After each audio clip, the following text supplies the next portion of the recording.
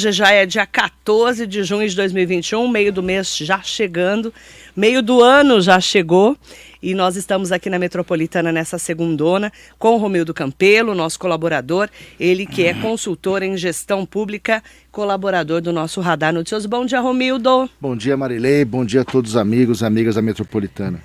Firme e forte? Firme e forte, vambora. Vamos lá, vambora. Vamos de moto? Ou de táxi, como diria a Angélica. Eu acho melhor ir de moto, né? Eu vou falar para você, daqui a pouquinho nós vamos falar de Bolsonaro, tá? Daqui a pouquinho. Mas antes, nós vamos falar da notícia boa mesmo, que é a antecipação do calendário da vacinação contra a Covid-19, que pegou todo mundo ontem de surpresa, né? O governador chamou uma coletiva, o governador João Dória, antecipando o calendário de vacinação contra a Covid-19, prometendo imunizar toda a população adulta até setembro, Romildo. Ótima notícia. Ótima notícia. E assim, é fruto assim, de vários fatores, eu diria, né? Primeiro, assim, a iniciativa lá atrás, e até a própria, diria até coragem do governador João Dória, de viabilizar a vacina com a China, né, através do Butantan, né, de São Paulo ter a produção de vacina aqui, mesmo que seja ainda o fracionamento da vacina, chega a vacina pronta da China, dilui e coloca no frasco para ser vacinado, mas essa etapa, que a gente ainda terá a produção da própria vacina, mas se mostrou fundamental para que o Brasil tivesse vacinação, né? Lembrando que alguns meses atrás se discutia se a vacina era ou não o melhor caminho, se funcionava, né? Para a gente lembrar disso, de que isso realmente foi um ato importante do governo de São Paulo. E agora, como o governo federal não comprou mais vacina do Butantan, né? Teve 2 contratos e não teve um terceiro, a produção do Butantan agora vai ficar exclusivamente para São Paulo, né? E isso explica por que está antecipando, né? Tem também a chegada aí de vacinas do governo federal, que comprou bem depois, mas comprou. E a soma desses 2 fatores, a vinda de vacinas de fora e a produção do Butantan, nos permitirá agora antecipar, né? Quer dizer, eu mesmo, a partir estou nessa próxima faixa, graças a Deus. Não vou nem comentar, tá tudo animado. Animado mesmo, porque é uma sensação de... Claro, não tomei ainda, mas eu estou na próxima leva, eu tenho 51 anos, estou na próxima leva aí. Então, essa antecipação dá pelo menos um fôlego para nós. Dá, Marilei, dá uma... Porque assim... Foram tantos amigos que ficaram doentes, tantos amigos que morreram, sabe? E podia ter também ser um deles, claro. Super exposto, trabalhando, quando estava na prefeitura, recebendo todo mundo que precisava atender para poder administrar a crise, depois continuar a trabalhar como consultor, que tem que ter o contato com as pessoas, não tem jeito, né? Então uma sensação, sem dúvida, de alívio. Claro, não tomei ainda, mas... A partir de quarta-feira eu estou apto, né, porque eu não teria uma comorbidade, a partir de quarta-feira eu estou apto aí.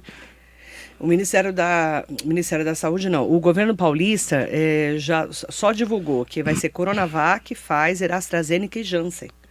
São esses 4 tipos de vacina, né, marcas de vacina, que vão acabar imunizando, então são 30 dias, antecipando a grande notícia para os brasileiros, paulistas, residentes em São Paulo, com idade acima de 18 anos.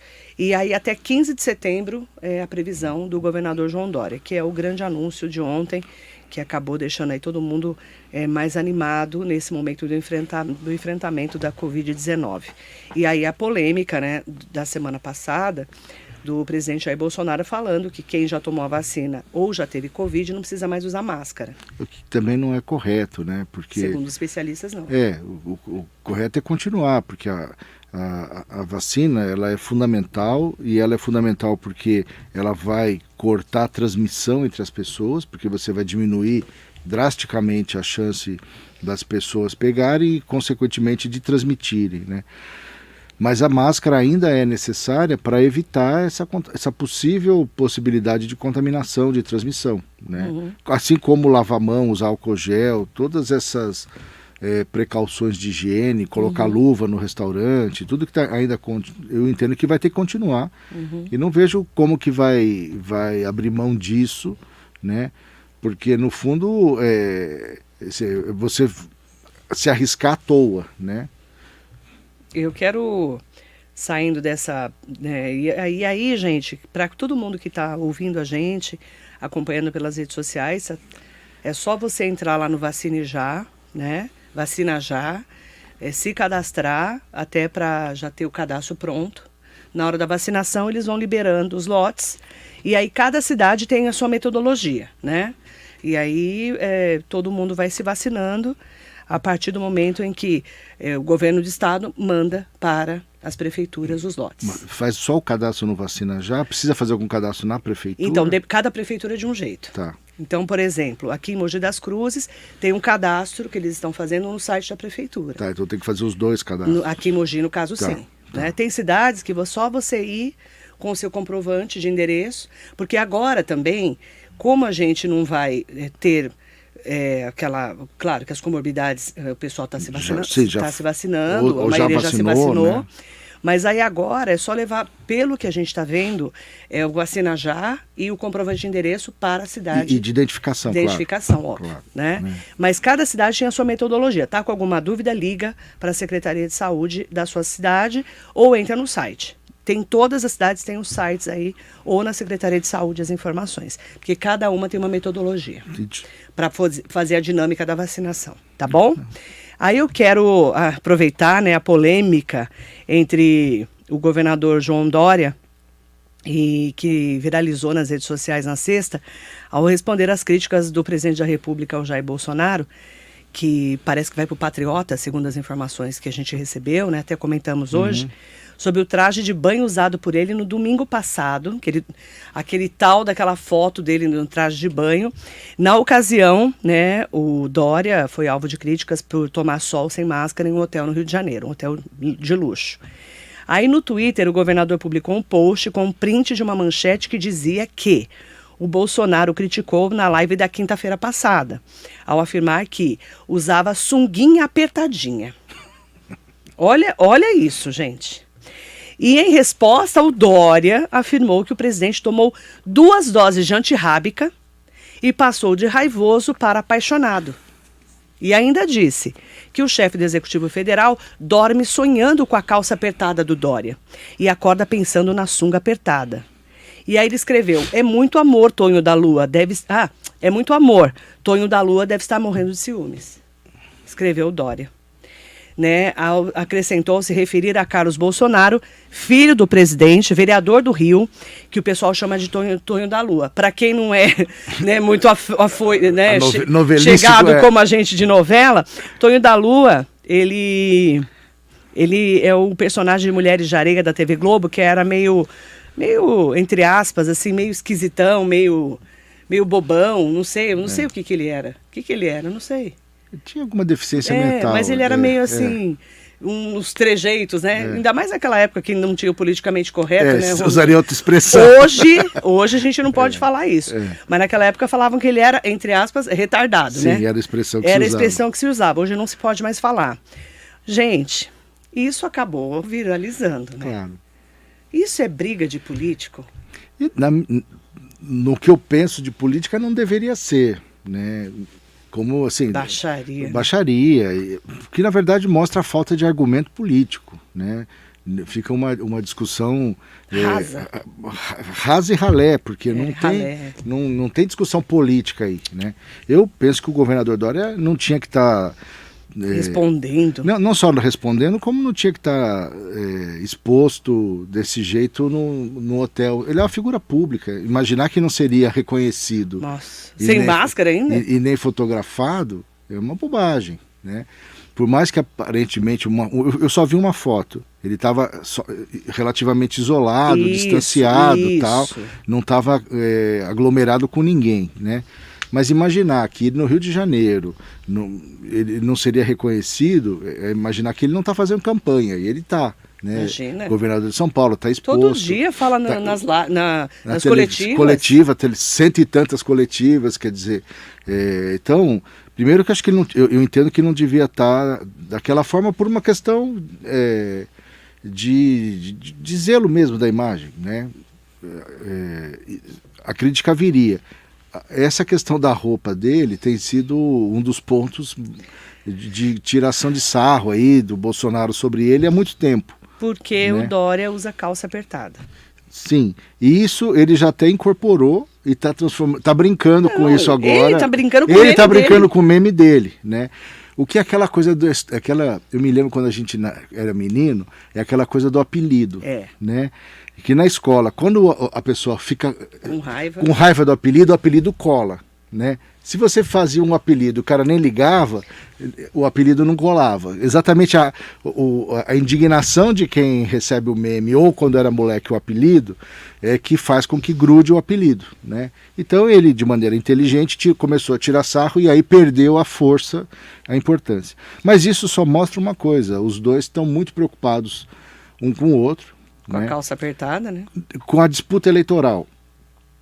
O Bolsonaro está muito preocupado com o Dória, candidato a presidente, e tanto que fica batendo nessa questão da vacina, bate nessa questão da calça apertada ou da sunga apertada, e vem para cá fazer um ato de moto para poder espizinhar no quintal. Né? Conta sobre esse evento que ele fez. Então, ele vem fazendo esses atos de motocicleta já há algum tempo, o presidente, né?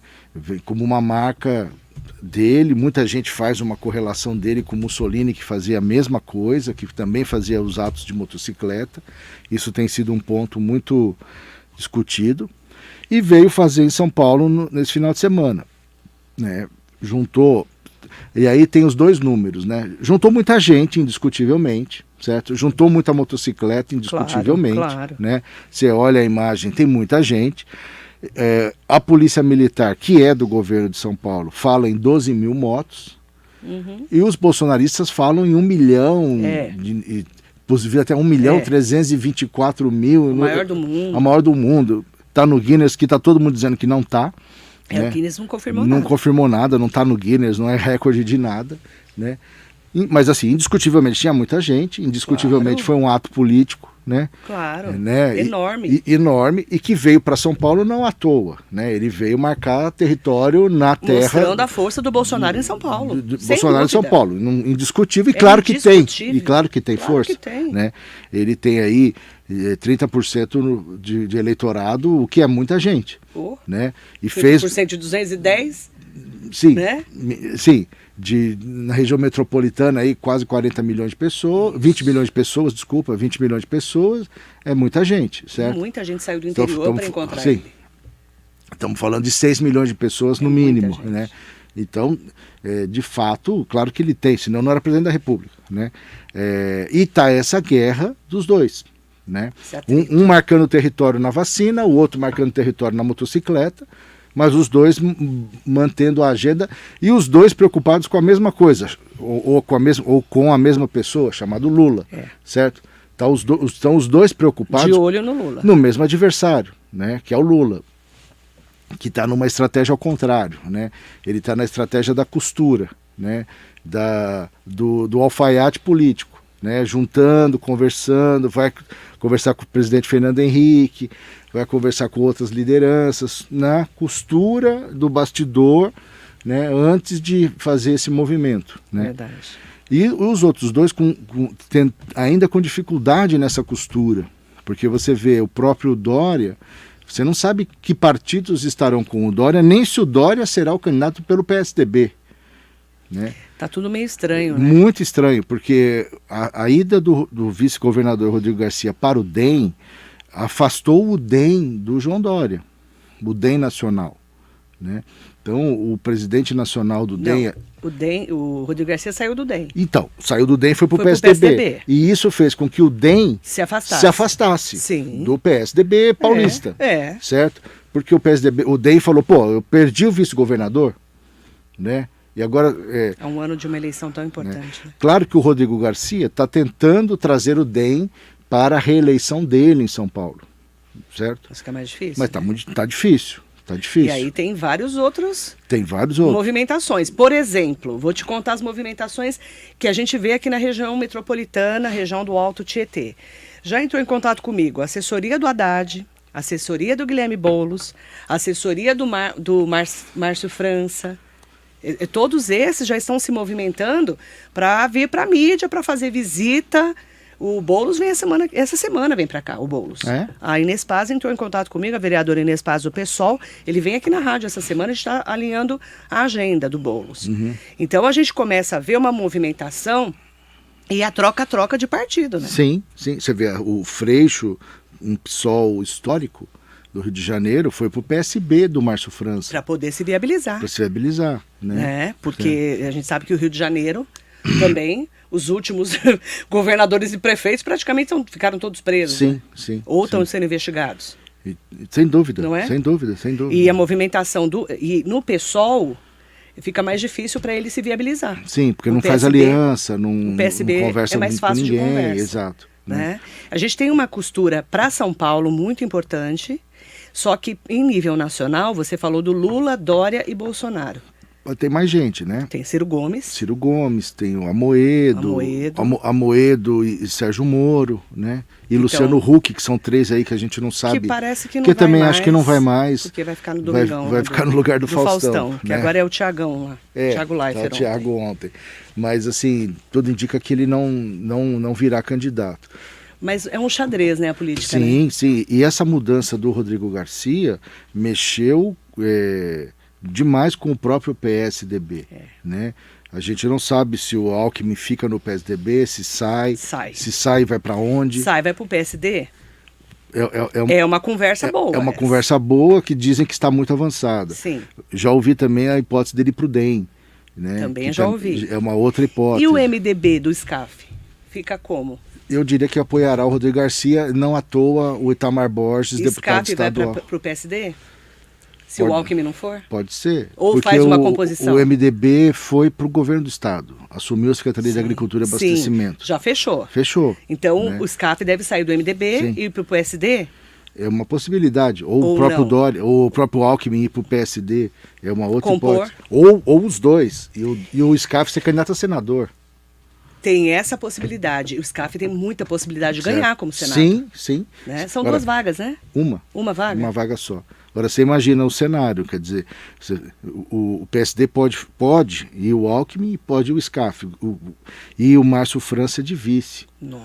E juntando, obviamente, o Kassab. São 4 figuras fortíssimas. Gilberto Kassab do PSD. Então, nós estamos falando desse um cenário. Mas você ter Alckmin e SCAF no PSD. Certo? Ou seja, o Kassab emplacar o governador e um senador por São Paulo. Você sabe que o PL está nessa linha aí, né? Com o Rodrigo Garcia. Com o Rodrigo Garcia. Fechado, né? Com o Rodrigo Garcia. Já está fechado.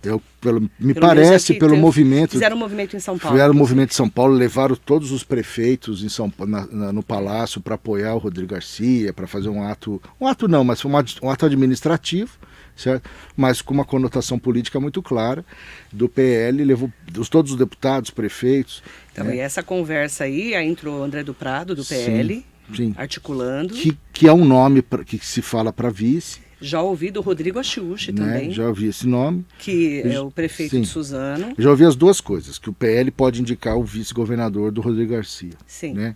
E um dos nomes é o André do Prado, né? Tem outros nomes. Já ouvi o Rodrigo Achiuchi também. Sim, tem outros nomes, mas para vice. Para vice. Tá.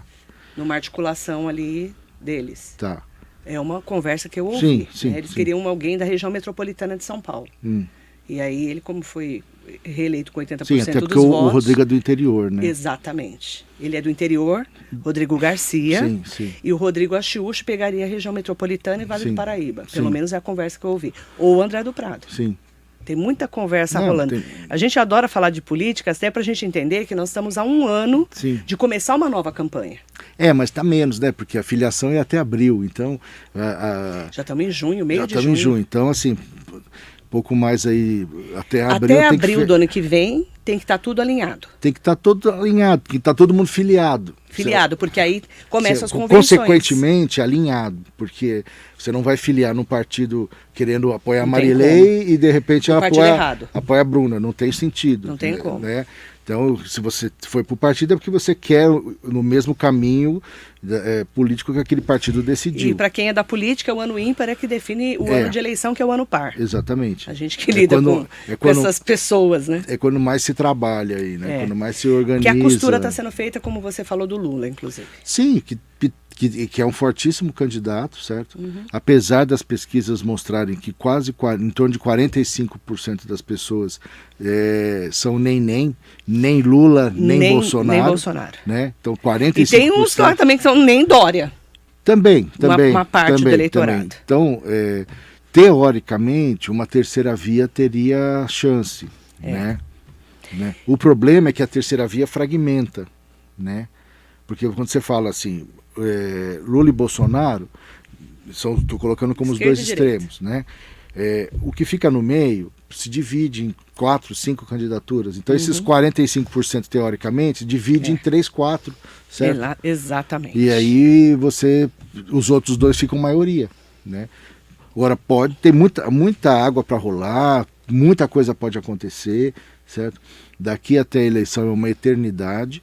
Você não sabe o que vai... porque em política, gente, um dia muda tudo. Sim, né? Um ato falho, uma filiação, bobagem. Por exemplo, essa movimentação do Rodrigo Garcia saindo do DEM para o PSDB já mudou tudo. Mudou tudo. Mudou tudo. Para quem é da política sabe o que a gente está falando. Mudou muito. E aí, agora tem os passos dos outros personagens mais importantes. Sim. Né? E a gente está aguardando para ver como vai ser. E aqui em São Paulo, eu diria que está tudo muito conturbado, assim, não está nada claro o que vai acontecer, né? Tem o desgaste do PSDB há quase 30 anos no poder. Sem dúvida. Desde Covas, o próprio Geraldo Rodrigo Alckmin. Garcia, me parece, assim, como o Dória é um excepcional comunicador, né? Assim, ele é da comunicação. Todo mundo sabe que eu votei no Márcio França. Então, quando eu falo, eu estou falando com a isenção, quer dizer, tem que reconhecer as qualidades. Não, ele é um comunicador. Ele não precisa nem de mestre de cerimônias. Ele é o próprio e com alta qualidade, cara, e tal. Então, isso ninguém pode tirar dele. Não, o Rodrigo Garcia não apareceu na posição, não se destacou. Não é tão comunicador mesmo. Não, ele não se destacou, até porque a comparação é muito difícil, né? Agora, ele vai precisar trabalhar muito. Já ouvi falar que o Dória sairia em dezembro. Para ele aparecer. Para ele poder fazer Dória campanha. Viajar ao Brasil. E, né? e o Rodrigo Garcia assumir o protagonismo, rodar como governador. Tal, porque faz muita diferença esses 4 meses a mais. Certo? É muita coisa, 4 meses a mais. E como governador, sem restrição. Porque a eleição não começou. A eleição não começou, né? Que foi uma dificuldade que o Márcio França teve, porque o Alckmin ficou até o último minuto do prazo eleitoral. Então, esses 4 meses ele não teve, né? Porque quando você está no cargo e disputa a eleição, você tem uma série de restrições, você não pode fazer um monte de coisa. Agora, antes de janeiro até abril, um pouco mais, você não tem restrição alguma, né? E isso permite uma visibilidade extraordinária, né? Quero aproveitar para fazer uma nota de falecimento.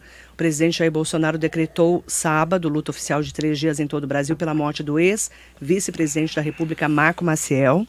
E o corpo do Maciel, né, do ex-vice-presidente, senador por 2 mandatos, foi velado no Senado Federal, em Brasília. A cerimônia foi restrita, claro, né, por causa da Covid, aos familiares e amigos que puderam participar de uma cerimônia religiosa.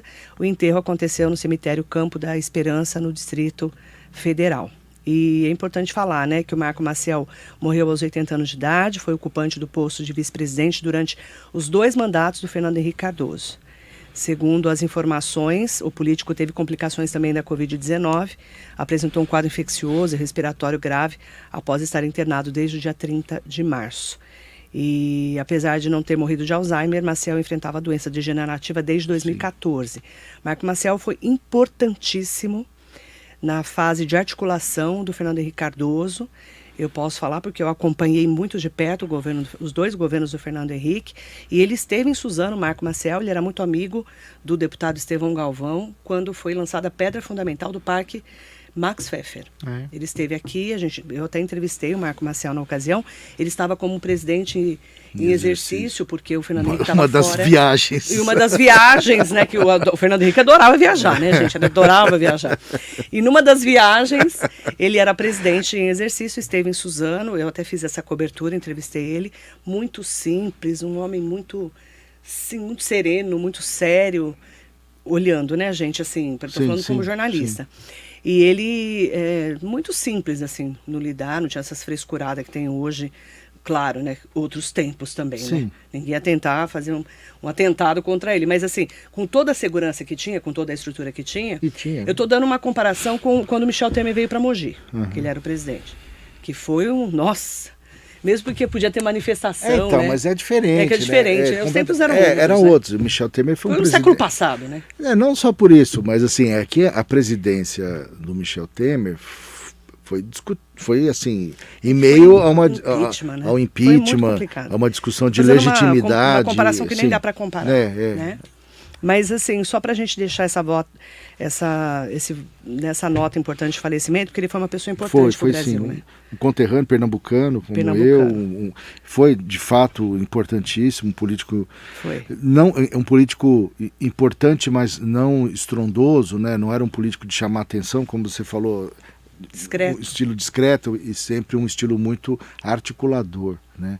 Bastidor. E fundamental na transição para trazer as forças mais à direita para apoiar o governo Fernando Henrique, né? Que somou aí essa aliança política e garantiu a estabilidade do PFL na época, que era o partido, né? E depois o Real, né? Sim, e toda a estabilidade. O Real veio antes, né? Vem com Itamar Franco. Ele era o Fernando Henrique. O Fernando Henrique era o ministro da Economia, da Fazenda, na verdade, naquela época, e pouco mérito se dá ao Itamar Franco. Que né? foi o grande mestre que garantiu aí. Mas foi o Real que botou o Fernando Henrique lá na presidência. Claro. Estabilizou a moeda. Lembra quando a gente era fiscal do Sarney? O pessoal novo não sabe o que é isso. Mas de manhã tinha um preço no mercado, à tarde tinha outro, de noite tinha outro. Sim, era uma inflação de 300% ao mês. Era um negócio... Negócio de louco, de doido, né? A gente fala inflação hoje de 0,4 e fica assustado. Já fica assustado com os preços do mercado. Sim, né? Naquela época, então, não dá nem para imaginar, né? O dinheiro não valia nada. Aí o real se equiparou ao dólar e foi quando o Brasil realmente mudou a economia. Sim, se estabilizou e em função disso, o Fernando Henrique teve força política para se tornar presidente. Como ele mesmo fala num livro dele, o presidente improvável, se não me engano, era esse o título do livro, né? Que ele mesmo não esperava chegar à presidência. E o Marco Maciel era o vice dele. Foi o vice dele. Eu quero só aproveitar a participação do Romildo Campelo aqui hoje para falarmos um pouquinho sobre um problema que está acontecendo e por que está chovendo menos e São Paulo pode viver uma nova crise hídrica, que é um assunto que está chamando a atenção de todos nós. 5 estados brasileiros, entre eles São Paulo, enfrentam o que já é considerada a pior seca em 91 anos, de acordo com um comitê de órgãos do governo federal que emitiu pela primeira vez na história um alerta de emergência hídrica para o período de junho a setembro. Estamos no período e a pergunta é por que tem chovido menos, né? De acordo com especialistas, 3 fenômenos explicam a falta de chuvas: desmatamento da Amazônia, aquecimento global causado por queima de combustíveis fósseis e o fenômeno natural Laninha. Além da falta de água nas torneiras de casa, da conta de luz que está super cara e do risco de apagão, a seca pode ter aí impactos significativos na economia brasileira. Uma grande preocupação, hein? Enorme. Lembra da nossa crise hídrica? Lembro, claro, o governador era o Alckmin. Geraldo Alckmin. E enfrentou essa crise. A gente tem hoje uma infraestrutura de ligação, de busca de água entre as barragens, feito naquele momento da crise hídrica. Que São Paulo foi buscar água em todos os rios da região metropolitana, todas as barragens, e foi feito um trabalho excepcional. Então essa infraestrutura está aí, está montada e ajuda a enfrentar essa crise. Agora, o resumo está muito claro, quer dizer, o problema tem um fenômeno natural, o Laninha? Tem, mas isso é somado ao desmatamento desenfreado da Amazônia e o aquecimento global, que é um problema literalmente global, agrava muito mais. Agora, essa questão da Amazônia, para explicar para o nosso ouvinte o que nós temos, o que tem a ver o desmatamento da Amazônia com a falta d'água em São Paulo, porque quando você está com a floresta, ela funciona como como se fosse um grande aspersor de água, né? Porque as árvores, ela puxa a água pela raiz, certo? E solta a água pela folha, né? Esse é o fenômeno normal é assim que as árvores puxam. Por isso que é tão importante né? A arborização. E quando a arborização. E a Amazônia é uma extensão extraordinária de árvores, né? E essa evaporação toda bate na Cordilheira dos Andes, né? E vem, por vento, vem todo esse vapor na região sudeste e vem chover em toda a região sudeste, Mato Grosso, pega São Paulo, né? Então aquela evaporação da Amazônia vira chuva em São Paulo, dizendo de maneira bem simples, né? Então aquela evaporação das árvores da Amazônia vira chuva em São Paulo, chuva que irriga a agricultura, chuva que bota água na nossa torneira, né? Quando a gente tem o desmatamento desenfreado cada vez mais, o ministro como o Ricardo Salles acusado de estimular o desmatamento e vender madeira. Isso vem, além de todos os problemas, vem na falta d'água para nós aqui, porque não chove, você tem menos árvore, né? E você, é como você pegar um castelo, uma brincadeira de castelinho de carta, né? Se você tira às vezes uma carta, o castelo não cai, se tira uma outra, ele não cai, mas de repente, pluft, cai tudo, porque entra em colapso e desmonta tudo, né? E a situação do desmatamento da Amazônia reflete para nós dessa forma, né? Por isso que eu volto a insistir, nós temos que sim explorar a madeira da Amazônia, mas de maneira inteligente, planejada e não de maneira predatória, né? Claro que aquela madeira pode e deve ser usada, manejada, cortada, vendida, até porque ela sempre foi assim, mas não da maneira atrabalhoada, predatória, com trator, destruindo. E isso vai nos destruir muito mais profundamente, porque falta água, destrói a nossa agricultura, falta água para a gente beber, viver e tudo mais. Então, é uma crise perigosa. Perigosíssima, né? É uma crise perigosíssima que nós estamos vivendo e você tem falta d'água com Covid, com tudo mais, quer dizer, o consumo aumentou porque as pessoas estão mais em casa, né? O consumo de água aumentou. E como a energia elétrica aumentou, né? Para você ter uma ideia, o déficit de chuvas atual é considerado severo, segundo o Sistema Nacional de Meteorologia, que representa o Comitê de Órgãos do Governo Federal. O alerta emitido para os estados são da bacia do Rio Paraná, São Paulo, Minas, Goiás, Mato Grosso do Sul e Paraná, que é onde pega a bacia. E no caso de São Paulo, né, o paulistano ainda tem fresco na memória o que foi o desabastecimento que nós passamos na capital de 2014 a 2015.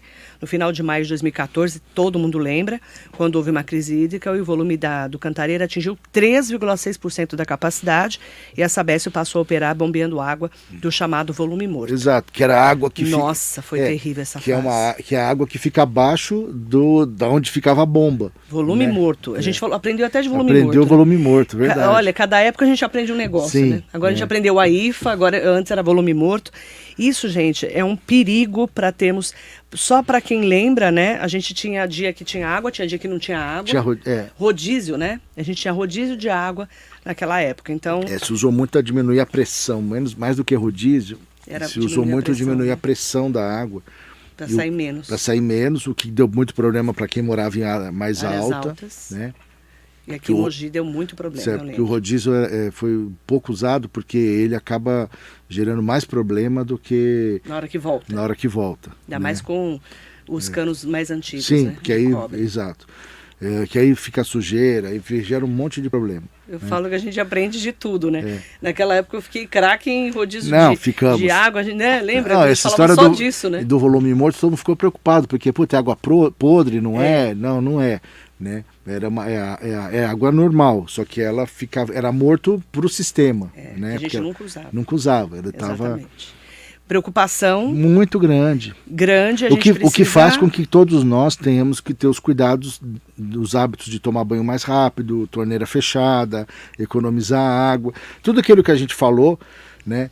E que não deveria ter mudado não devia ter esquecido, tem que relembrar de novo, né? Porque batia nisso todo dia. Todo cuidado, né? Toda a precaução, não ficar lavando calçada com água, né? Aquela vassoura hidráulica que a gente chama, né? Todos esses cuidados, não desperdiçar, porque estamos num momento também de crise hídrica. Sim. É crise de saúde, é crise econômica e agora crise hídrica. Para piorar a nossa vida. Para dar mais emoção na nossa vida. Mais emoção. Mandar bom dia para todo mundo que nos acompanha aqui na participação especial do Romildo Campelo, Marinete Bruno, Amélia Trípoli, José Rodrigues. Bom dia, Augusto Oliveira, bom dia, Lu, Mariso Meoca, ótimo dia para você, um beijo. Carla Secário, Maria de Lourdes, Sérgio Cordeiro de Souza, mandar Flávio Ferreira Matos, mandar um bom dia para ele também. Bom dia. O Flávio lembrou um detalhe. Marilei, bom dia ao Romildo. Depois da história do pedágio, o Dória não ganha em Mogi nem para vereador. Flávio, também, esse não só em Mogi, eu tenho... A região, né? Vários lugares do estado... Ele está meio queimadão, né? Meio queimadão, né? Há quem diga, e a tese que eu já ouvi, que ele é candidato a presidente até para não morrer politicamente. Porque uma derrota para presidente... Aqui em São Paulo ele não ganha. Então, uma não reeleição dele para governador encerra a carreira. Uma derrota para presidente da República não encerra a carreira. Ele pega um recall nacional. Sim, pega um recall nacional. Você pode ver aí, o Ciro Gomes está na terceira ou quarta disputa. Quantas vezes o Lula perdeu? Foram 3 para ganhar na quarta. Quarta? Acho que foi 4 para ganhar na quinta tentativa. A Marina tá Silva também, quer dizer, uma candidatura à presidência da República derrotada não morre. Uma candidatura ao governo do estado derrotado morre.